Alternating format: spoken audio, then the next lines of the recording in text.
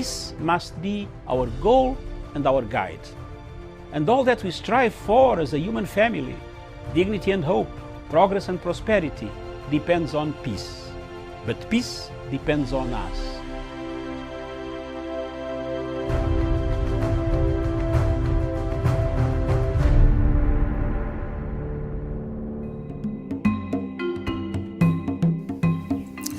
Today, thousands and thousands of Africans and many countries in Africa have conflicts.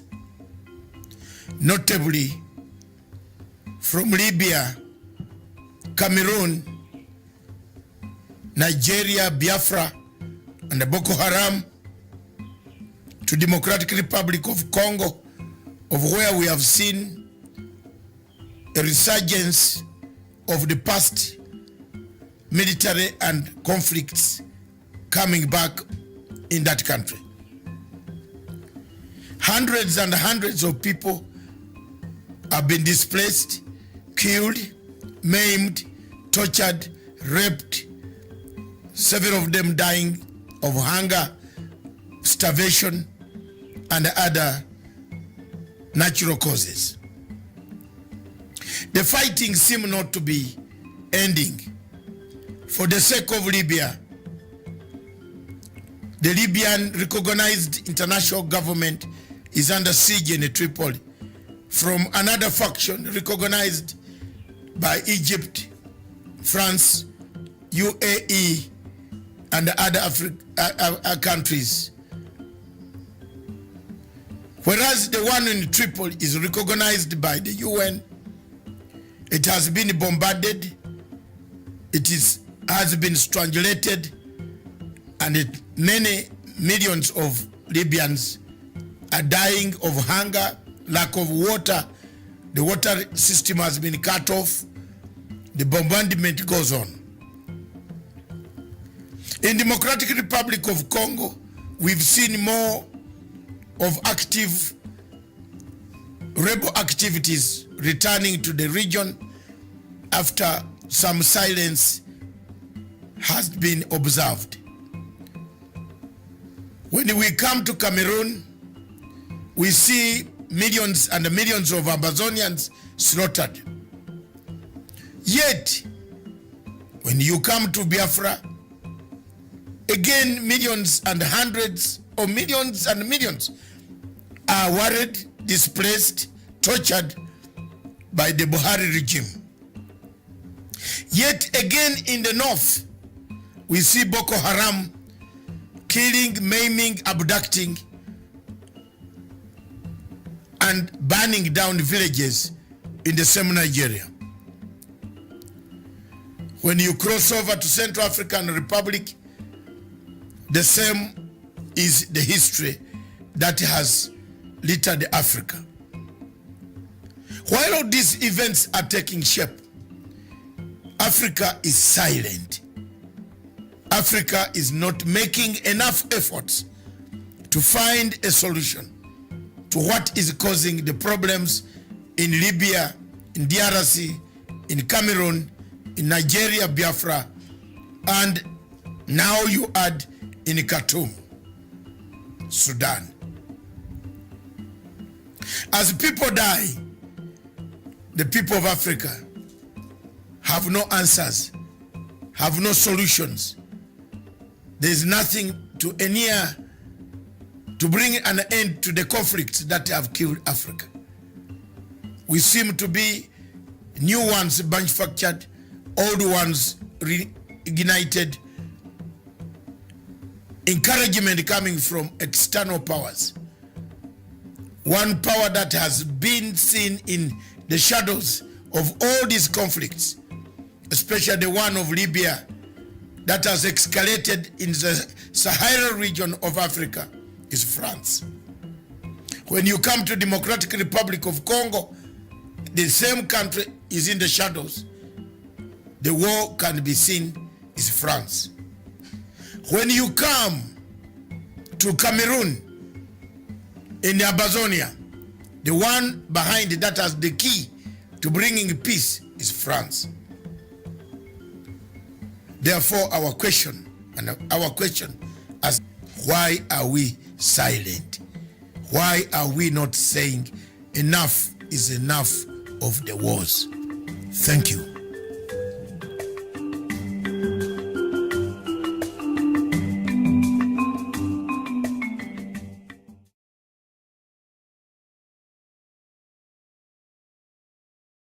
Viewers, thank you very much for watching Punchline. Thank you very much. Across, again in Kenya, we have Tawish Olisisana. Good morning. Good morning to you, Dr. David Masanga, my colleague panelist, and indeed everyone who is watching this program in Africa and the rest of the world. My pleasure to be part of this program. And across, again in Kenya, we have none other than Douglas Kirimi. Good morning. Douglas Kirimi is good morning. Joseph Nyachama, Dr. Joseph Nyachama, good morning. Good morning, Dr. Masanga, and my fellow panelists and the various listeners, wherever you're listening from. Thank you, Dr. Very much. Back to Douglas Kirimi, good morning. Good morning, Dr. David Masanga, to also Miriam Mobutu, and also to our crew that make it happen every day, Oresisana Talwish, and also Dr. Joseph Nyanchama. Thank you, Doctor, for having me on the show this morning. Good morning. For wearing the African cap, you have decided to go to Kabakasa, Mwanga, Mutesa, Chua, and the others across Nigeria, across Ghana, across the continent of Africa. All of you, good morning. Good morning, Africa. As you wake up with different types of news that flow on our continent. But today, we want to see the editor's memo. What does my memo say? On the editor's memo, I've picked 7 items, and I will just go briefly, not long story, one by one. I've looked across Africa and across Kenya. Especially, I see the need for readjustment in terms of what can be done with the pandemic. The editor's memo today looks at the pandemic, how Africa is affected by the pandemic. That's item number 1.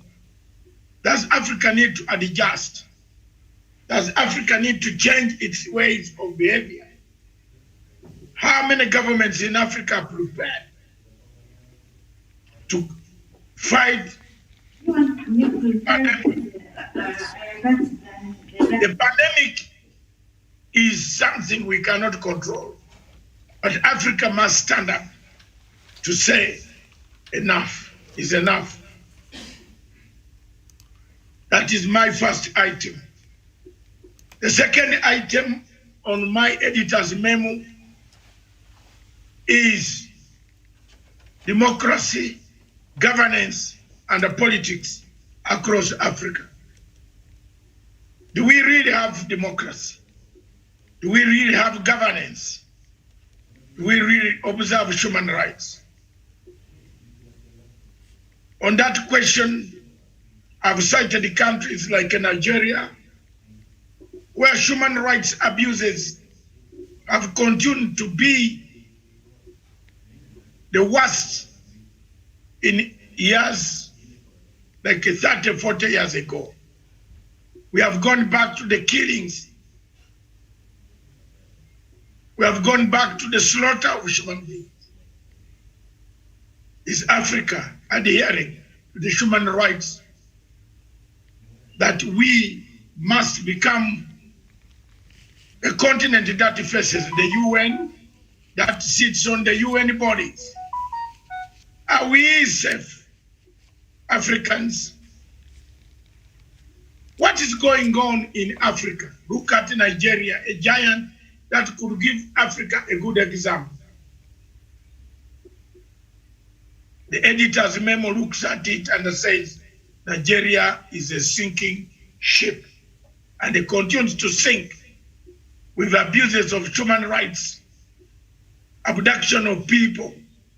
A country that abducts its own citizen or abducts anybody in the world, but does not come to explain how they abducted this person, does not give the world the satisfaction of how you can go and get rid of a human being, does not fit the bill of the editor's memo this morning. The third point I want to look at is the question of elections. Are elections viable in Africa, given the situation we are in today of COVID-19 and the other difficulties of economic meltdown? Is Africa facing economic meltdown, given that we have a problem? The editor's memo says, yes, elections are not important for Africa at the moment. What is important for Africa at the moment is to heal these people, to fight the disease, to make sure that we are prepared and we have human beings, not to have graves scattered around Africa. And then we call Africa a shell, a skeleton of African continent. I hope Miriam is noting my points as you are going to go through them. So the question of elections is very significant. Is Africa worth looking at in terms of elections? Are we looking at elections to do what with elections? When people are dying, when people are being killed, when people are being maimed, does Africa deserve an election? It takes me to the question that I've been saying time and time again. Does Africa need elections? I leave it to the panel to dissect into that.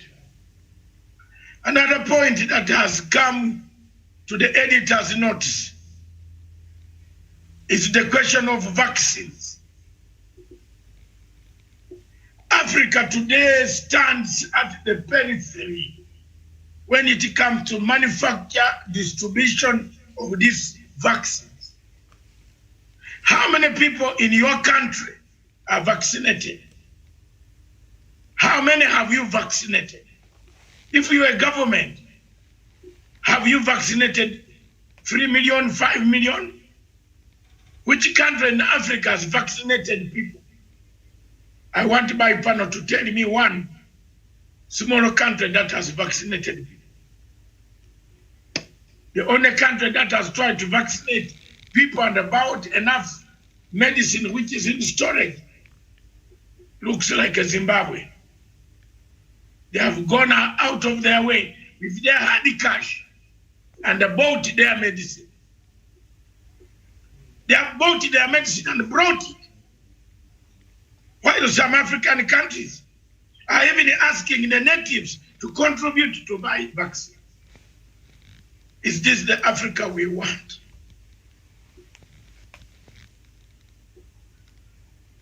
To weaponize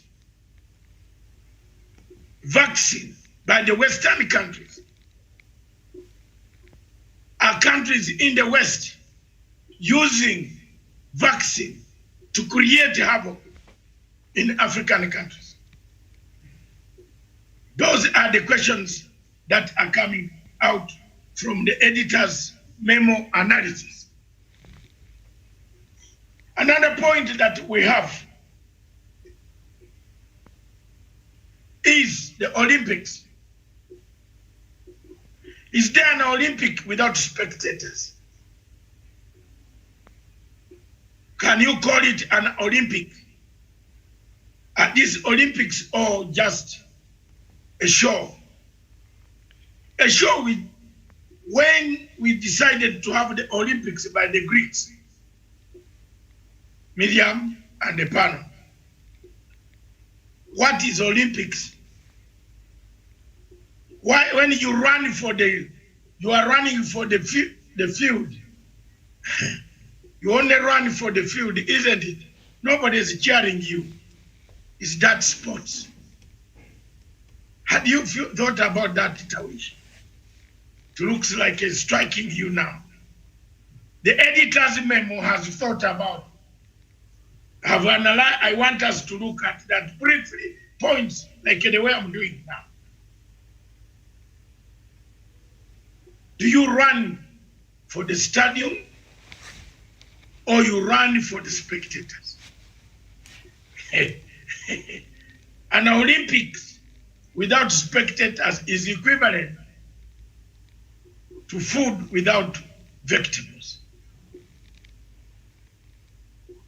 Anybody in Africa and Nigeria will tell you that food without cola is not food at all. Food without palm oil or palm wine, after sipping food, eating yam, you need to come back and drink some wine. Here my Nigerian Biafran friends will tell you, do we have? Another point today is Nnamdi Kanu. Specifically, today we expect the court in Abuja to bring out Mr. Nnamdi Kanu. We want to hear the truth. We want to see the charge sheet. What is the charge sheet? What does it say?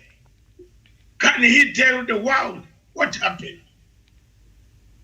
Because we want to know and find out the truth. For us, the editor and the editor's memo, we hate liars and we hate people like Buhari who don't tell the world you have got somebody in custody. But the government of Buhari does not tell us where they got him, how they got him. They keep the world guessing and speculations heaping against innocent people.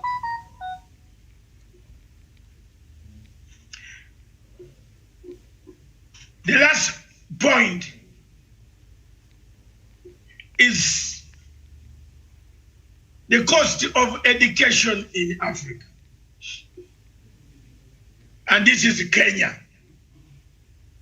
And I think Miriam will start from there.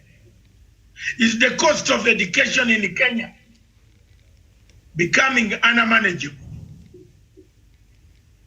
Most of you who have children, when you are told that there is a free primary school education, universal education, do you expect to pay the much you are paying now? Miriam, fresh hurdles emerge in education.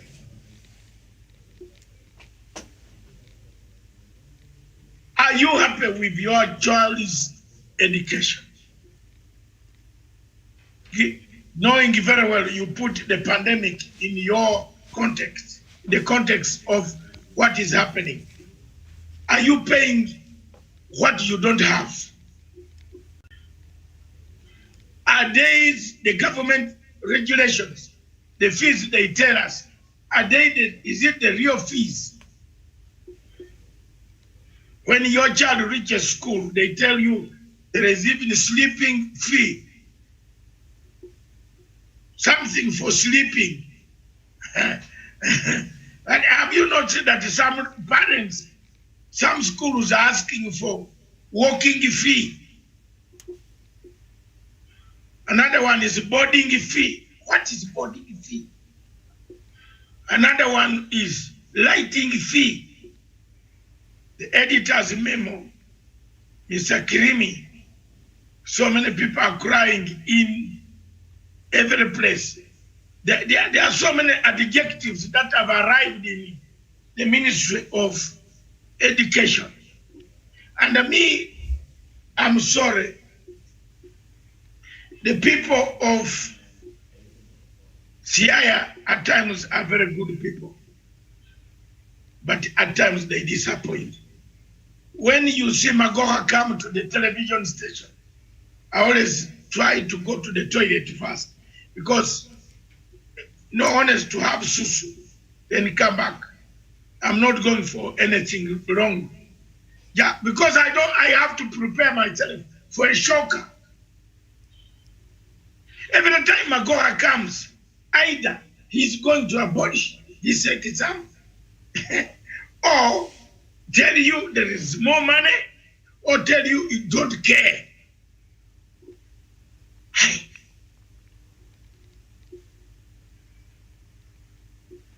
Honestly speaking, from Siaya, there are 2, 3 people I wanted to listen to. The first person, when he comes on the microphone, is Raila Odinga. You know why? I want to see what he talks. He has the oratory that charms my heart. He knows when to play his crowd. Another one is the one who died recently, late Game MP. That was my friend, favorite.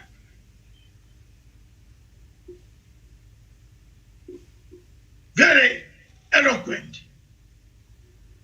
and delivers. But academics, like when the Senator Orengo comes on the platform, I have got to go and eat food, then come back, because you don't know which shocker he's bringing for you.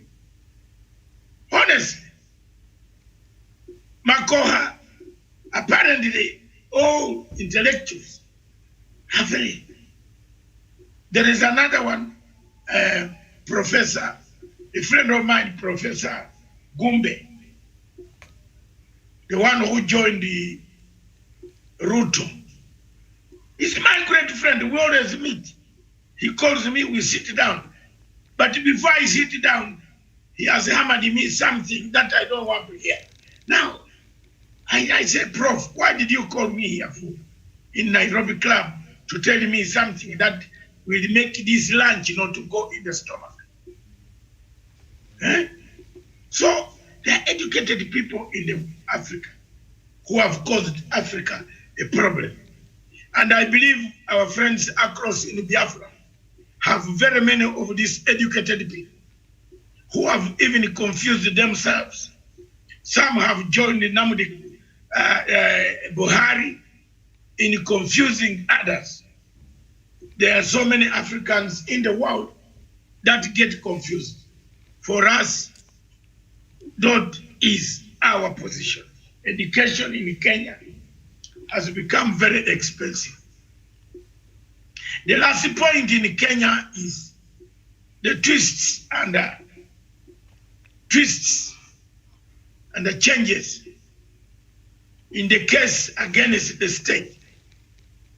The Chief Justice now wants the case to get out, to be finished. Because she has, you know why, Miriam? She has a strategy. Her strategy during the interview was very clear, Miriam. Very clear. And her strategy was, she will pick a phone and call the president, his wife, and the president, his wife, will talk to the husband, and the judges will be appointed. Doesn't it make you happy this morning? That is silent democracy, silent negotiation, backdoor operation.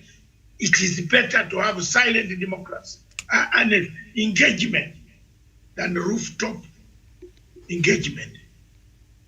The last point, which we shall touch, and then finally, quickly, all of us look through, don't waste a lot of time elaborating. Pick whatever one you want from Olympics. Pick, don't, Miriam, there you are. The last point is the ICC. We seem to be in and out and in, not sure. Are we sure now? It has come back, and it is all over here.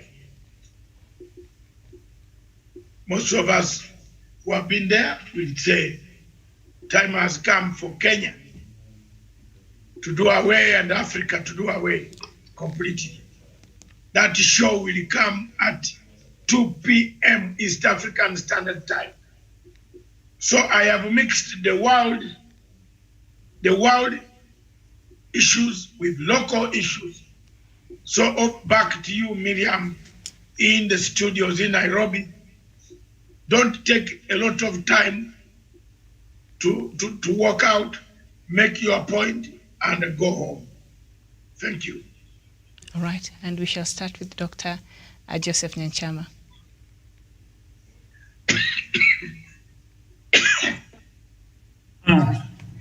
Thank you, Miriam. I don't know, where do I begin from, Miriam? Just speak Just any. a lot of issues you have spoken. Just speak any that stood out for you there. Firstly, let me begin from the issue of the Chief Justice saying that he is no longer, in fact,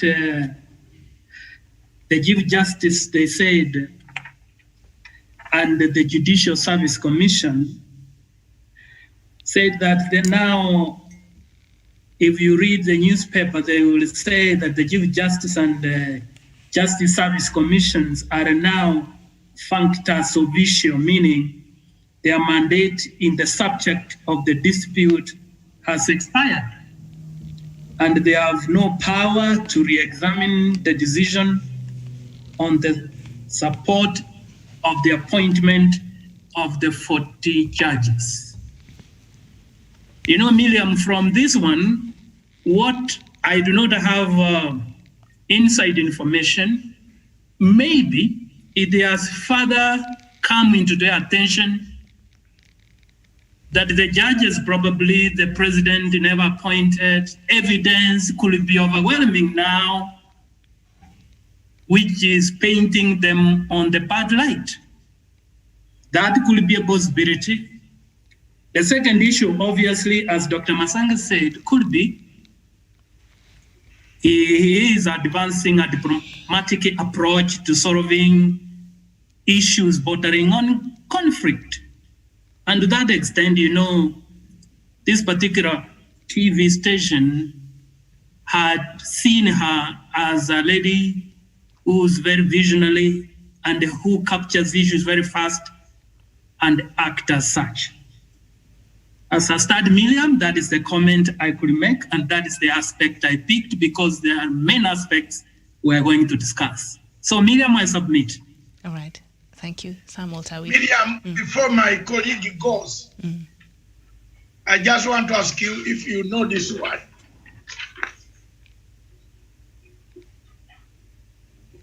We can't see it. Can you see it now? Mm-hmm. What does that mean, Tawish? No, it is blank. And here? Functors. Yes. The word functor. That's all what you have said. Today I've shocked you. And Tawish is going back to Google now. No, I'm not going to Google. Sorry. Dr. Nyanchama, what you have just said is called functors.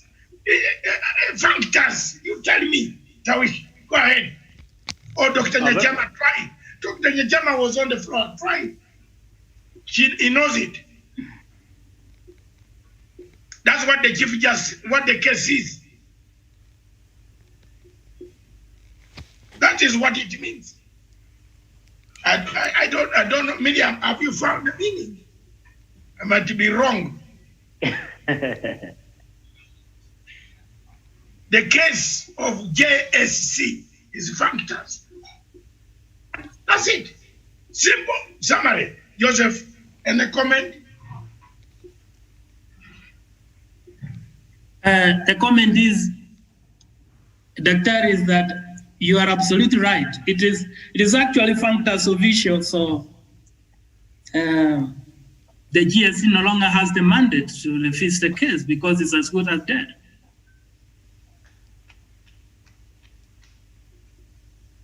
That's it. Question. Miriam, senior summary. Let's proceed. Any other issue, Dr. Nyachama, on Olympics? Do you run with the field or you run with spectators? You know, this show is for engagement and you know, Dr. Yes, yes. You know, Dr. Masanga, if you look at the issue of Olympics, that there are no spectators, let Africans ask themselves, who are the beneficiaries? The TV station owners, these magnet-rich men, who would attract billions of spectators and they would earn billions from advertisements. Let us ask ourselves, how many Africans own international media? Let us be honest. You know, this international media now, they will tell the world that now everyone across the global population will be watching through television. So if you advertise on our media, you will reach billions of the people. So they are going to mint a lot of money. For me, this Olympics is going to benefit the few media magnates. I submit, Miller. Thank you. Anybody else? Thanks so much, Dr. Masanga, and listening into... On a different subject. You can pick any. Miriam, let them not give you a lot of headache. Pick any and tell us. Yes. Go ahead. Thank you so much, Dr. Masanga. You know, I was just listening into Dr. Nyanchama's submission, especially his perspective on the Olympic and the lack of spectators, like you started off, Dr. Masanga. And I remember there was a time you actually gave an almost similar perspective about whether it is really reasonable even to go to the beaches without the people at the beach. How does it really feel? I mean, the beach will just be there. So if you go there without other people at the beach, it doesn't really bring the sweetness. It doesn't bring that nice, the nice attention that the beach otherwise attracts often. So Dr. Masanga, I think in line with what is happening, for example, today in Tokyo, Japan, the lack of spectators in that particular event, I know Dr. Nyanchama has given a different perspective, an economic for that matter, how maybe the media moguls in the world have conspired to make it maybe difficult through the organizers, that maybe we are going to watch all these events through the televisions. But I think, Dr. Masanga, you know, when you go to compete or participate in such activities, there's an inspiration, there's a motivation when you have spectators, when you have people who cheer you, they give you like energy when you almost faint, when you almost feel like you cannot finish, you cannot go to the finish line. So there's a kind of motivation and inspiration that more often we get when we have the spectators and people who cheer us. And in itself, therefore, Dr. Masanga, it is not a good thing. I know maybe the organizers will cite the COVID-19 issues and all other reasons as to why this was not possible. But I think there's also another perspective, that, like the one, of course, Dr. Nyanchama has cited. Dr. Masanga, away from that, let me also make commentary on the issue of the high cost of education in Africa, and I'll give Kenya as an example, because being a Kenyan, there's a way it really touches, and I feel it, that the Kenyan education has become very costly, especially if you have to get education that is valuable today. I mean, people who are affluent, people who have money, have taken their kids or continue to take their kids to private facilities. Those that many people, the biggest of population, cannot quite afford. So most of us really are left probably to take our kids to the public schools. But I think there's a biggest thing we need to address as a people, as a nation. The question of the overlapping numbers of the learners, We have so many kids every other year who are being admitted into our schools. And I think the issue of infrastructural challenges is still something that continues to bedevil the education sector. We have the same facilities that we have had for so many years, yet the population of learners continue to increase every other day. In itself, really, we also need to adjust so that we are able to meet the demands and needs of the learners who continue to increase in number, and also look into the, of course, the aspect of the teachers. I mean, there has to be engagement in as far as the stakeholders in the education sector is concerned. We need to bring all on board, including teachers, parents, and also government and other agencies that are involved in the education sector, to see into it what we can do so that we do not really suffocate our kids or our learners in our learning institutions from primary, secondary, even at the college level and the universities, Dr. Masanga. This is a reality that you are living up with, that we have an increasing number every other day, and therefore we also need to adjust to be able to accommodate the rising number of the learners in our learning institution, and also make it a bit affordable. Not necessarily cheap, but affordable, that every other parent is able to take their kids to school. And in itself also, it should remain a valuable education, not necessarily going to school and coming back or getting out of school without getting the basic or the necessary skills that we all desire and aspire for our learners. For now, I submit. Thank you very much. Douglas Kilimi, with your new food suit and your new operations of Kabaka Mwanga and Chua, you know those are owned, and then they are owned in Igbo, the Igbo land. It is for editors in Nigeria. So being a Nigerian statesman on the show, what do you pick up from the editor's memo? Doctor, thank you. And because you have branded me a Nigerian spokesperson for today. No, I am branded Kabaka Mwanga Chwa of Buganda. Those are the hats that Kabaka Mwanga wore when they were killing Christians at Namugongo Nimati. Yeah. So, hey, today you have brought a very dangerous memory. Yes, go ahead. Doctor, from the editor's memo, I have picked the issue of Manzi Nnamdi Kanu. The government of Nigeria is not open to the peoples of the world and to the indigenous people of Biafra. The controversy that surrounds the disappearance and arrest and abduction and also deportation back to his country of Nnamdi Kanu should be put in public. Muhammadu Buhari should be able to come out clearly and face the world, and also face the Igbos, and also face the peoples, indigenous peoples of Biafra, who have lost their leader because he is no longer free. He is put in a prison, he is put in a remand, where Muhammadu Buhari and his administration, the federal government of Nigeria, continue holding this man.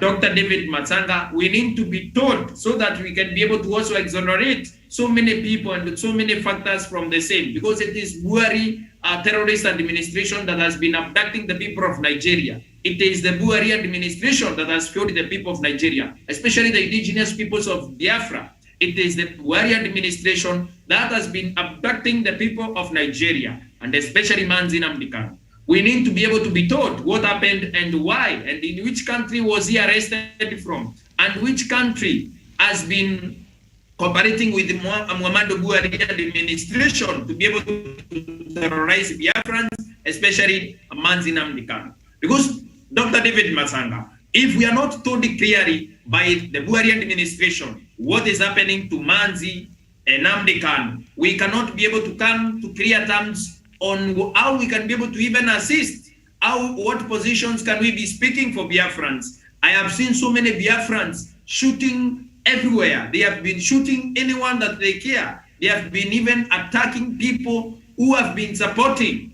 the people of Biafra to be able to secede from the Federal Republic of Nigeria. People who have been calling for their self-determination. People who have been calling for the federal government of Nigeria to release the people of Biafra to have their own republic. and others are calling for Arewa Republic or Dudua Republic and others. Dr. David Masanga, a time has come for Buhari administration to be able to tell us what happened when they were allegedly abducting the wife of Sunday Igboho of Oduduwa Republic, and also our focus today is the issue of Manzi Nnamdi Kanu. It has brought a lot of controversy, and that controversy should end, Dr. David Masanga. And also another issue that I should be able to highlight that you have brought to the fore is the issue of school-going children and also parents and also the Ministry of Education in the Republic of Kenya. The confusion that we are seeing today should be able to be brought to an end. Ministry of Education in the Republic of Kenya exposes itself as a ministry that has a huge disconnect with the parents and what students want. It's a ministry that continues working with reckless abandon without caring about the feelings, the pockets, and also how these school-going children are going to go to school. As schools reopen from tomorrow, Dr. David Masanga, we should be able to be told by the ministry what are the strategies they have been trained the parents, so that in this year of Corona, we can be able to get our children back to school without a lot of issues. Dr. David Masanga, I submit. Thank you. Thank you very much. Now I come back to Miriam. Any issue yourself you are picked out as we come to a close. Mine is the one I said earlier on the Chief Justice Martha Koome wanting the courts to drop the case against President Uhuru.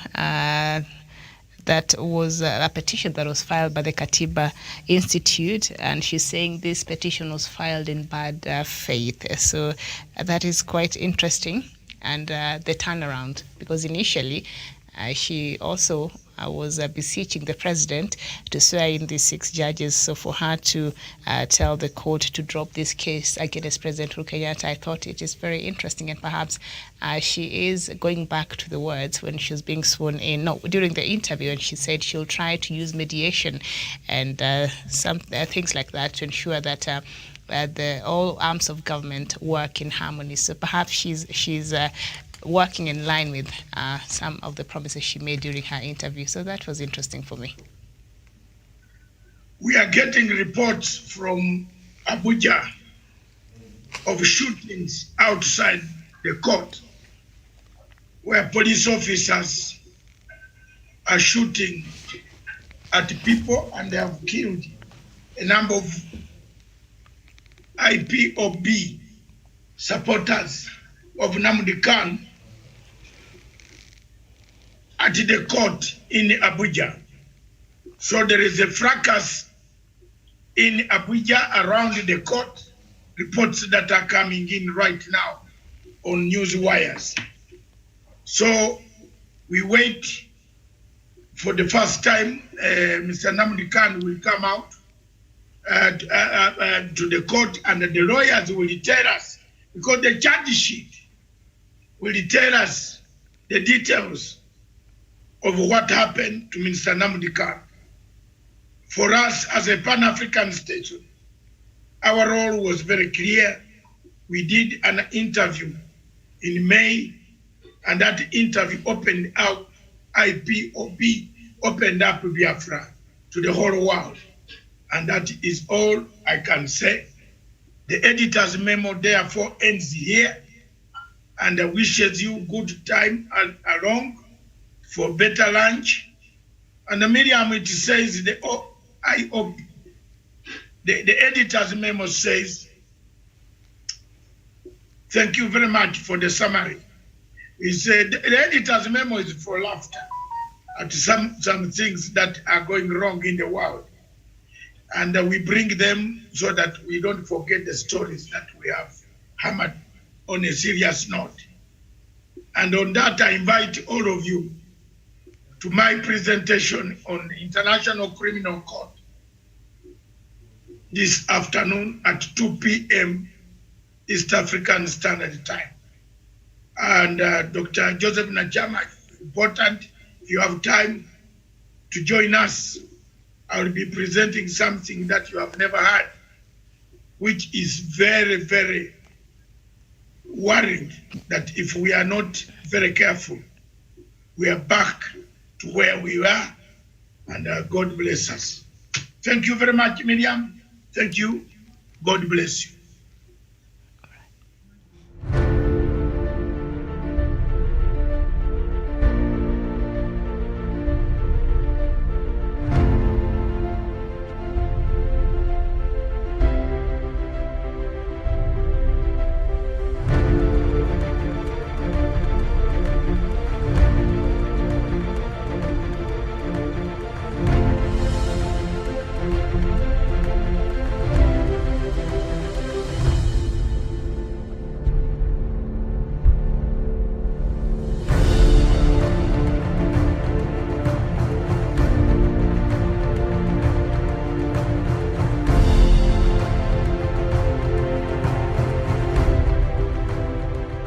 Peace must be our goal and our guide.